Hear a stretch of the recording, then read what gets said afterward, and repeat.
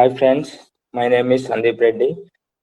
I have been teaching here in Professional Educational Services since 3 years, and I have done with my 2 batches of SSC and 1 batch of CBSE. And today I am here to give you a demo on trigonometry. So actually, the word trigonometry came from Greek origin. There are 2 words in Greek, trigonon and metria.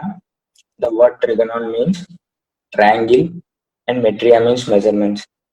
So, in this trigonometry topic, we are going to discuss about triangular measurements. So, and the first topic is naming the sides of a right angle triangle. So, let us take a right angle triangle ABC here, where we have right angle at B, and let theta be the angle at A. So, we have to name the sides of this triangle. So, first observe the triangle clearly. So, the longest side of the triangle is known as the hypotenuse. So here AC is the longest side. So AC is the hypotenuse of the triangle ABC here. And the side opposite to angle theta is known as the opposite side. And the side AB is known as the adjacent side. So here for angle theta, BC is the side opposite. So BC is known as opposite side to angle A. And AB is the adjacent side to angle A. Next. So as you can see here, example 1. So here he has given right angle triangle PQR. So he is asking us to find hypotenuse, opposite side and adjacent side. So first for angle R.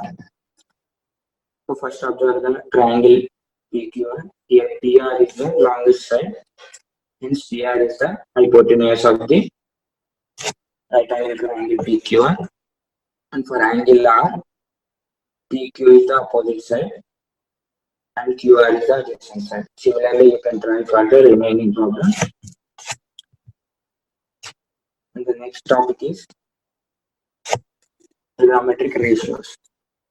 So here we have 6 basic trigonometric ratios, and there are sine, tangent, cosecant, secant, and cotangent.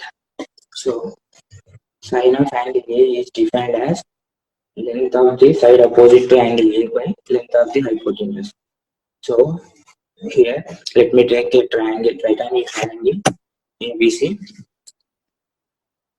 So here for angle A, BC is the opposite side and AC is the hypotenuse.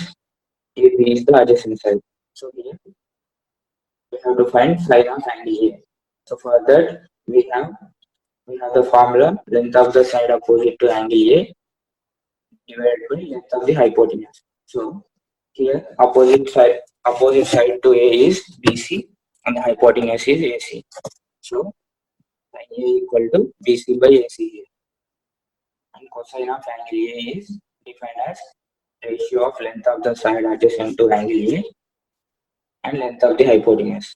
So here the length of the side adjacent to angle A is AB and the length of the hypotenuse is AC. So cos A equal to AB by AC. Similarly, tangent of angle A.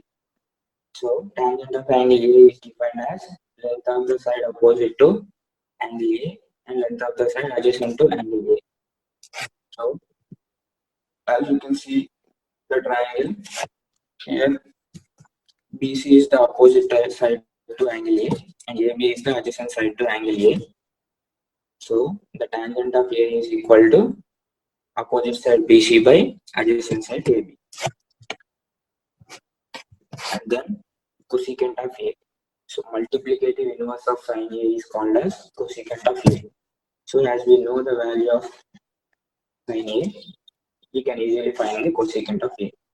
Similarly, multiplicative inverse of cos A is secant A and multiplicative inverse of tan A is cotangent of A. So we can call it as cot A. So secant A equal to 1 by cos A and cot A equal to 1 by tan A. So as we know, sin A equal to opposite side of angle A by hypotenuse. So cosecant of A equal to hypotenuse by opposite side of angle A. So similarly, secant A equal to 1 by cos A, right? So cos A equal to adjacent side to angle A by hypotenuse. So similarly, secant A equal to hypotenuse by adjacent side. And similarly, cot A equal to 1 by tan A means adjacent side of angle A by opposite side of angle A.